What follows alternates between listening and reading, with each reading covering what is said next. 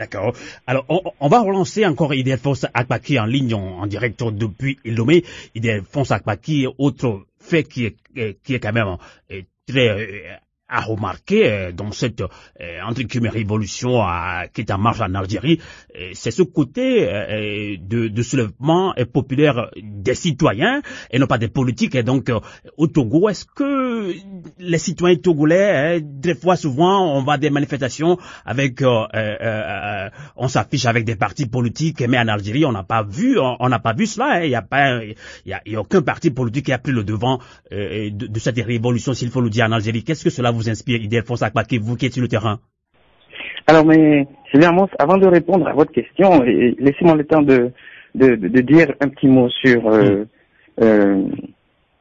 de réagir aussi par rapport à ce que Albert vient de dire. D'accord. Vous savez, lorsqu'on parle aujourd'hui, lorsqu'on me parle moi de réformes qui doivent être opérées par ceux qui sont aujourd'hui là, moi ça me fait sourire. Il a fait allusion à 2006. Entre 2006 et aujourd'hui, comptez, ça fait combien d'années? Tout est question de volonté.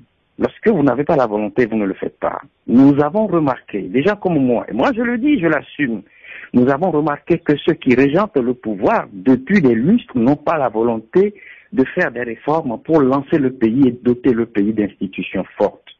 Ça, il faut le dire. Parce que le simple exemple, c'est que après la parodie d'élections législatives du 20 décembre dernier, et avant cela même, le pouvoir criait, le gouvernement criait, les membres du gouvernement criaient. Après tout cela, on aura des réformes à faire. Est-ce que vous savez qu'il y a une disposition qui demande au gouvernement d'envoyer en urgence des projets à l'Assemblée?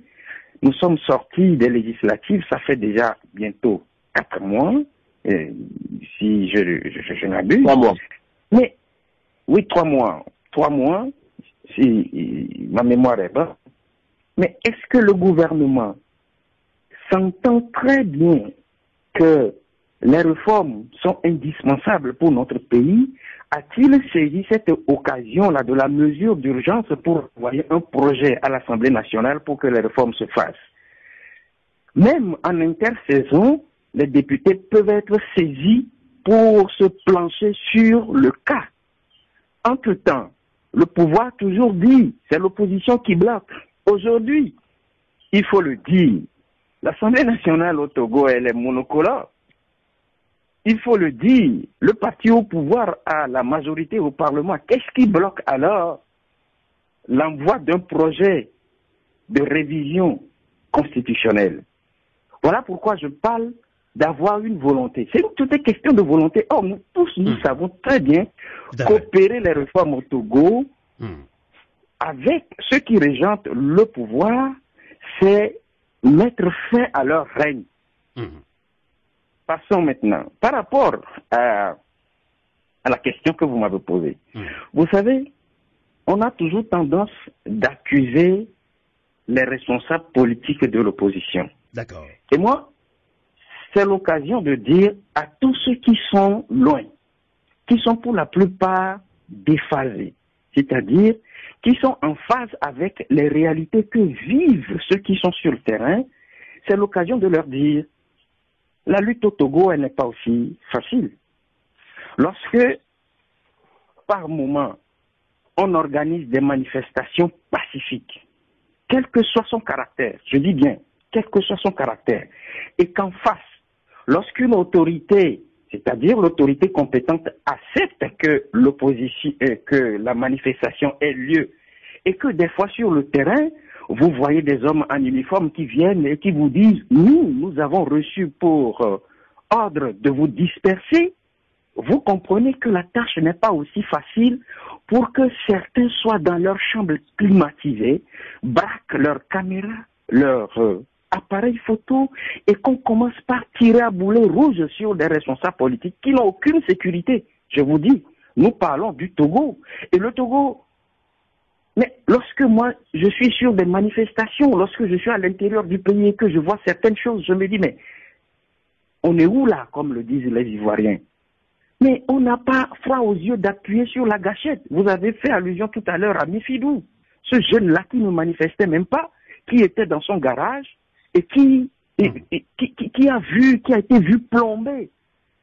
Mais on serait dans un état normal jusqu'aujourd'hui lorsque une pièce à conviction, comme la plaque minéralogique de ce cadre de l'armée dont a fait allusion tout à l'heure un de mes amis avec qui nous discutons là, mais il a suffi juste qu'on aille dans le service qui établit ces plaques minéralogiques pour qu'on sache à qui appartient le véhicule.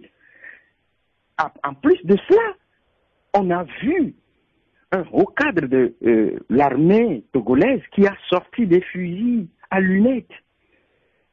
Mais qu'est-ce qu'on en dit? Jusqu'aujourd'hui, les autorités sécuritaires du Togo n'ont rien dit sur ce acte-là.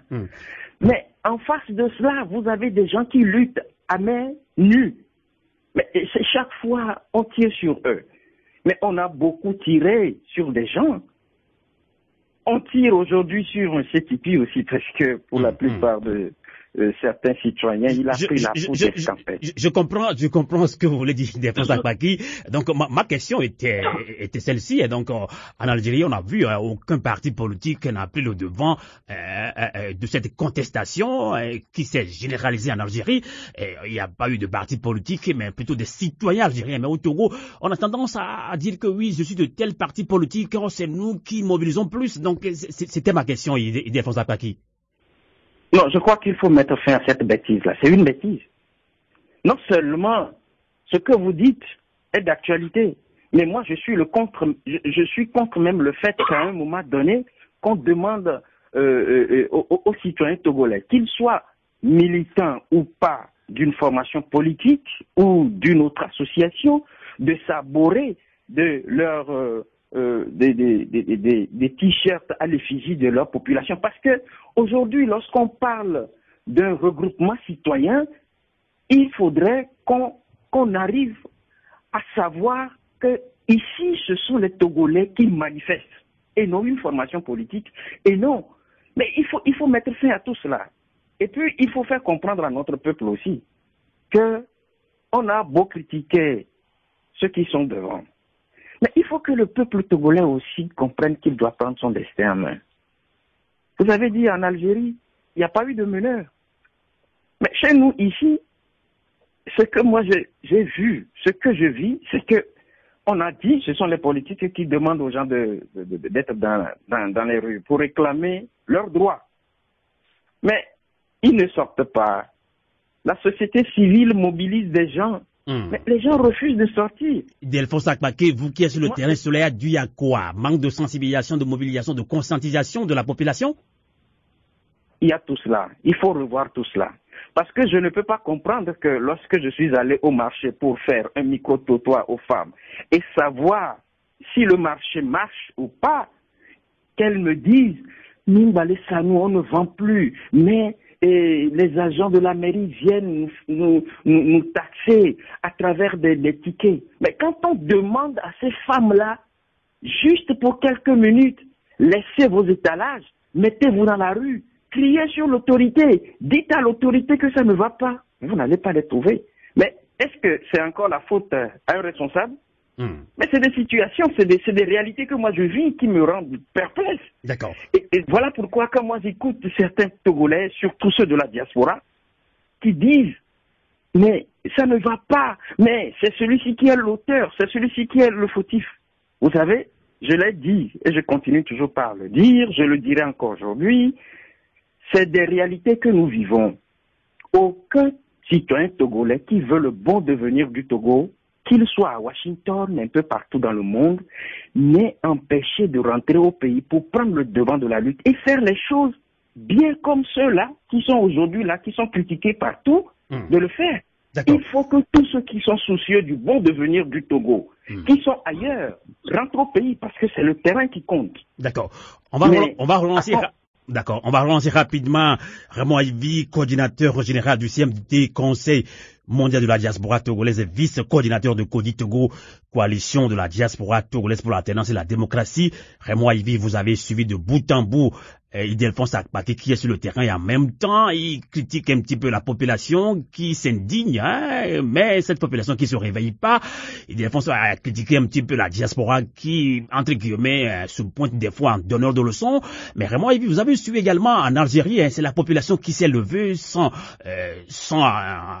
l'effigie d'un parti politique, c'est l'Algérien lui-même ou l'Algérienne elle-même qui se soulève. Mais au Togo, on entend croire que oui, je suis de tel parti politique, je dois mobiliser pour mon parti politique. Ça, c'est le constat. Hein.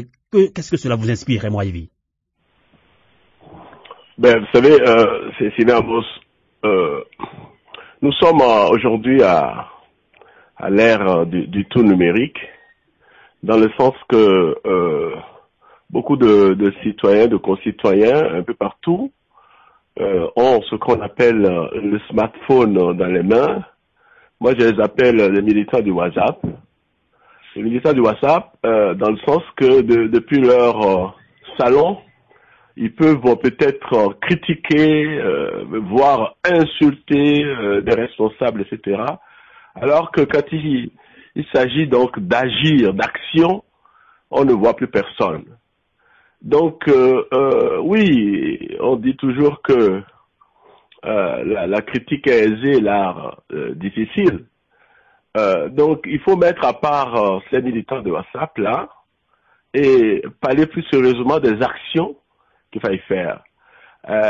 S'agissant donc des partis politiques, mais vous savez, depuis la conférence nationale de 91, cette conférence nationale qui a consacré le multipartisme dans la Constitution. Vous allez me dire aujourd'hui que le Togo vit à l'heure du multipartisme? Quand on interdit aux partis politiques de pouvoir à loisir faire leurs activités? Pas plus tard que récemment, nous avions appris que une manifestation d'un parti, le Togo autrement, a été interdit. Parce que les forces de l'ordre ont en tout cas occupé le lieu où le ministre de l'Intérieur a opposé une fin de non-recevoir.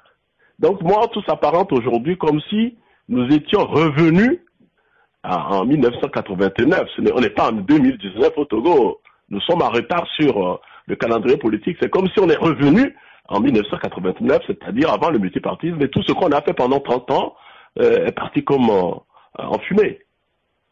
Donc aujourd'hui, s'agissant de ceux qui peut-être se réclament des partis politiques, ceci ou cela, je pense que c'est un leurre de se croire aujourd'hui qu'il y a une vie réelle des partis politiques, contrairement à ce qu'on voit sur le terrain. Donc, bon, les gens qui l'ont compris peut-être dans d'autres pays comme l'Algérie, quand il s'agit de défendre des causes nationales, je crois que ces partis-là qui n'ont même pas pratiquement le loisir de pouvoir s'exprimer politiquement un peu partout sur le territoire, doivent comprendre que voilà, il s'agit de causes nationales et pour l'instant mettre le maillot de partis politiques sous le boisseau en attendant. Donc moi, je pourrais dire que monsieur Ildefonse Akpaki l'a dit.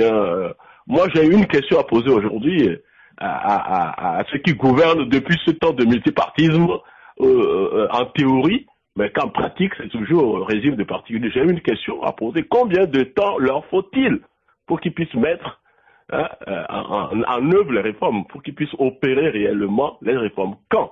Combien de temps leur faut-il? Il faut qu'ils soient transparents. Le devoir de transparence s'impose vis-à-vis du peuple. Combien de temps leur faut-il? Monsieur Keita a dit tout à l'heure qu'il y avait la réforme de l'armée qui a été prescrite depuis l'APG de 2006. Monsieur Ildefonse Akpaki l'a dit, ça fait quand même 15 ans, ça fait quand même bientôt 15 ans que ça dure. Et combien de temps faut-il pour que ce que attend le peuple que soit entrepris? Voilà, une question quand même qui est très importante. Et maintenant, il a encore dit, M. Akpaki, depuis 3 mois qu'on a fait ces fameuses législatives tronquées, où l'Assemblée monocolore, 100% des députés sont du même bord politique. Oublions les indépendants qui sont en même temps conseillers à la présidence et qu'on connaît. Donc 100% des députés sont du même bord politique. Ben, qu'est-ce qui empêche, depuis cette assemblée monocolore, depuis 90 jours, plus de 3 mois, de commencer à poser l'once donc des réformes, au point que l'Allemagne vient de relancer le gouvernement pour dire mais il faut aller aux réformes. Ça veut dire que tout le monde, ça devient lancinant pour tout le monde, y compris même les chancelleries qui voient quand même qu'il n'y a aucune volonté manifeste de bouger. Tout à fait, tout à fait. On va relancer Albert Katé. Albert Katé, voilà. Depuis les États-Unis. Albert Katé, vous avez suivi la réaction de Ildefonse Akpaki comme de Raymond Yahibi, et vous parlez de réformes là, et les réformes se feront-elles? C'est la question que l'on puisse se poser actuellement, et sans langue de bois. À l'Assemblée nationale, c'est une Assemblée nationale monocolore. Albert Katé, est-ce que vous pensez que les réformes se feront et que, même quand on parle de l'armée sera-t-elle réformée selon vous, Albert Katé? Avant de répondre à cette question, je voudrais apporter quand même un petit éclaircissement sur la situation d'Algérie. Je pense pour ma part qu'il faut voir qu'est-ce qui motive ce soulèvement à ce niveau. Bien sûr, au Togo, le président Faure Gnassingbé est en train de briguer ou bien un 3e mandat actuellement. Oui, donc je disais, l'armée algérienne a un président mourant, Bouteflika, qui, disons, depuis 2005, quand Faure Gnassingbé prenait le pouvoir, Bouteflika était déjà hospitalisé. Et après cela, bien que malade, il est revenu briguer son 3e ou 4e mandat et a eu son AVC, sa crise, et quand même est encore revenu après cette crise terrible, briguer le 4e mandat. Excusez-moi. Donc, si vous prenez Mugabe, je pense que Mugabe, plusieurs fois, il tombe publiquement.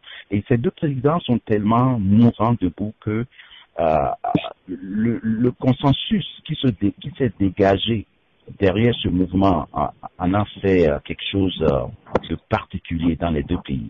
Alors, au Togo, pour le cas du Togo, l'armée est de près ou de loin dans toutes les affaires politiques.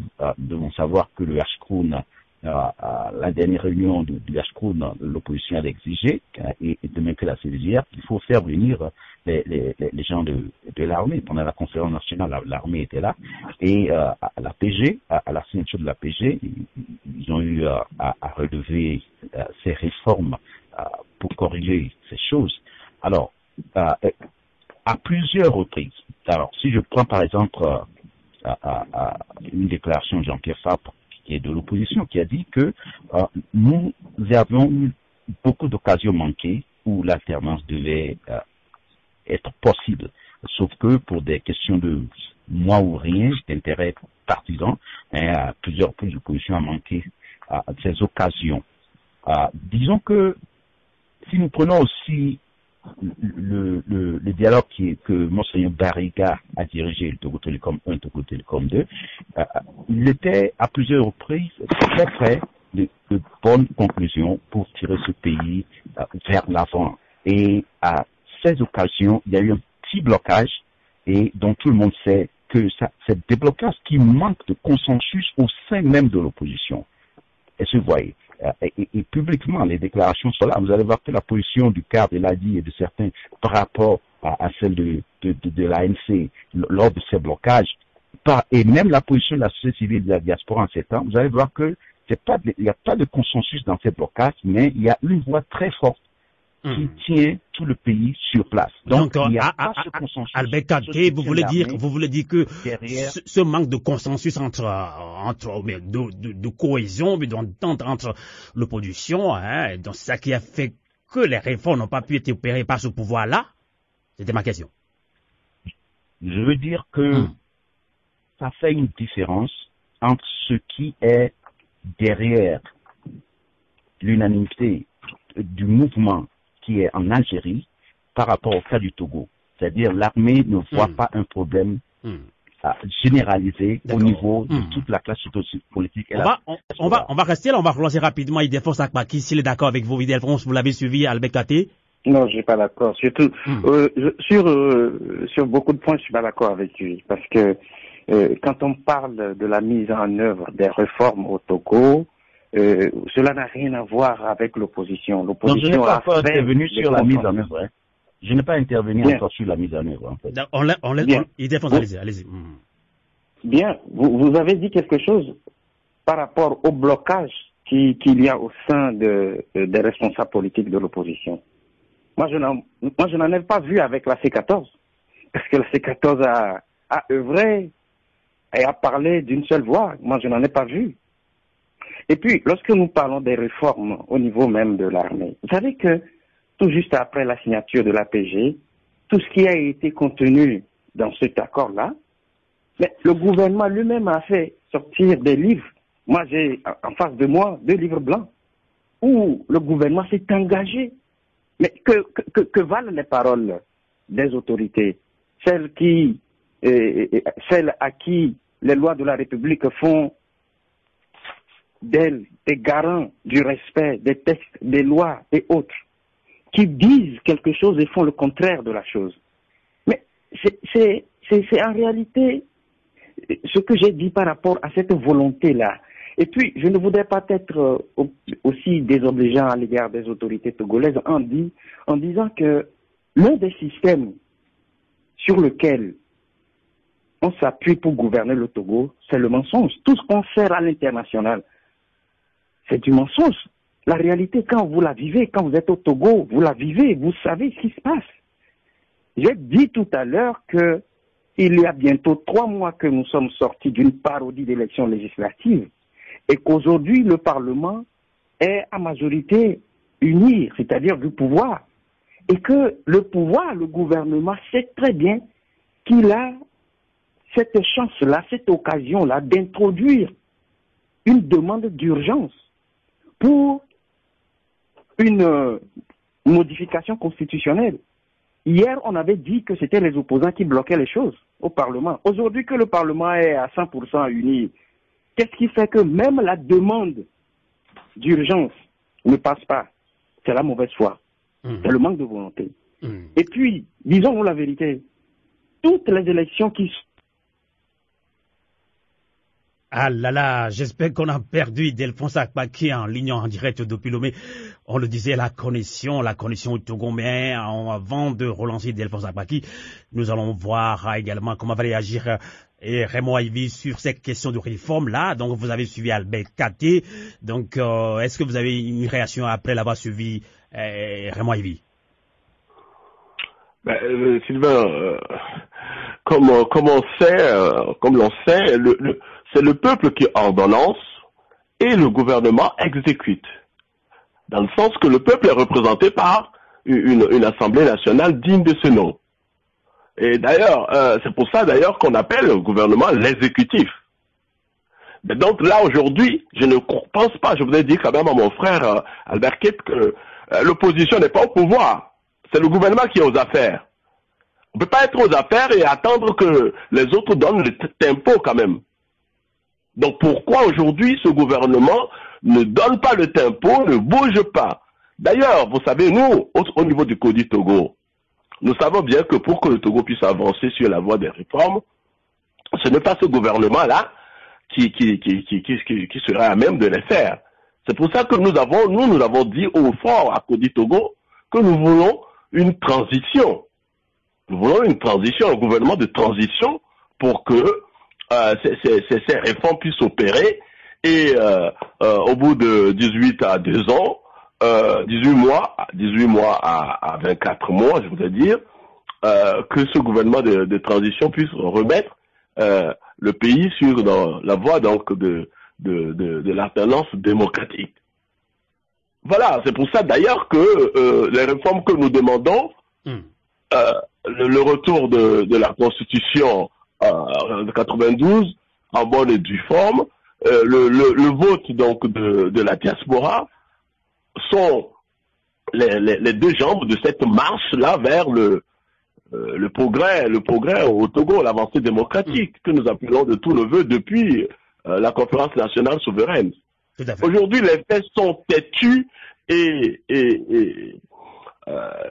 cycliques, dans le sens qu'on a l'impression que après les législatives de décembre 2020, que nous sommes revenus en septembre 2017, c'est-à-dire au lendemain de manifestations, où la question de réforme s'est posée brusquement avec la marche du PNP Tipi Atchadam en tête.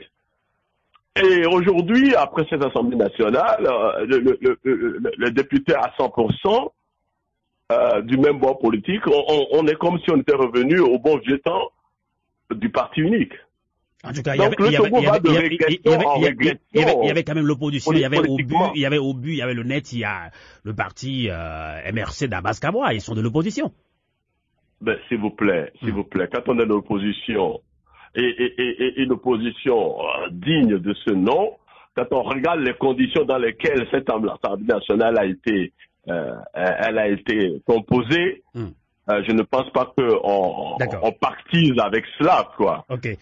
Donc aujourd'hui, il y a quand même le mérite de la clarté dans ce qui s'est passé le 20 décembre 2018. C'est là le mérite de la clarté dans le sens que nous savons aujourd'hui que la question au Togo, c'est entre les conservateurs qui veulent un peu que le système continue bel et bien comme avant, et puis les autres qui veulent que ça change radicalement. Donc c'est très binaire. D'accord. On ne peut pas dire qu'on est quand même pour les avancées. Regardez aujourd'hui l'opposition en face. L'opposition choisit à 7 députés au niveau de l'UFC. Vous allez me dire que cette opposition peut faire quelque chose avec cette voie-là à l'UFC. C'est une opposition bien choisie. Bien choisie. Et pourquoi je vous parle de régression? Aujourd'hui, l'opposition va être incarnée par, excusez-moi, le visage de M. Gilles Olympio. Où est la jeunesse alors? Raymond Vie, on va continuer ce débat, mais en attendant, nous marquons une pause, le temps de tenter de joindre de nouveau Ildefonse Akpaki en ligne depuis Lomé. Nous marquons une pause et nous revenons dans moins de 1 minute dans ce débat citoyen sur la crise sociopolitique au Togo.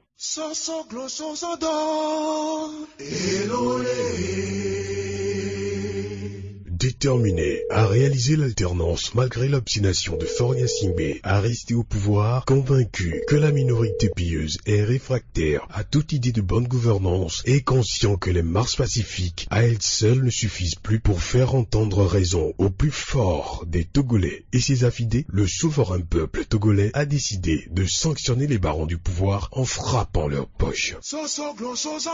Stations d'essence, restaurants et cafés, bars et hôtels, établissements scolaires, pharmacies, cliniques, magasins et toute autre activité lucrative de l'oligarchie doivent être boycottés. Oui, peuple togolais, lançons le boycott économique contre le régime de Faure Gnassingbé, réfractaire à toute alternance. Novio, à vous l'été.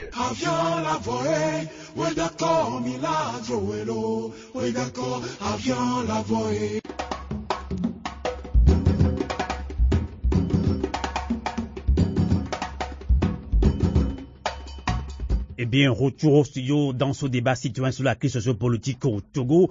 La lutte pour l'alternance, la démocratie et l'état de droit s'est retournée à la case de départ, malgré la forte mobilisation des Togolais à en finir en 2017 et en 2018.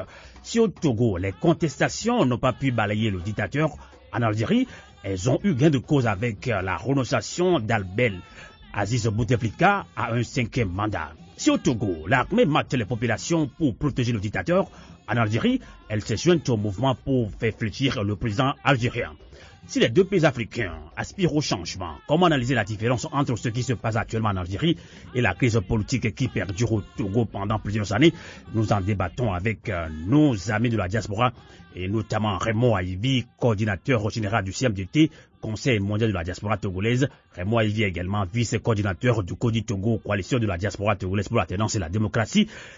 Aux États-Unis, Albert Katé, leader d'opinion de la diaspora togolaise aux États-Unis, et au Togo en ligne en direct, nous avons également Ildefonse Akpaki, directeur et promoteur du journal vidéo en ligne, la Gazette du Togo. Et entre-temps, Ildefonse Akpaki, mais je pense qu'il est de retour. Ildefonse Akpaki, merci de nous accompagner en ligne depuis Lomé. Rebonsoir.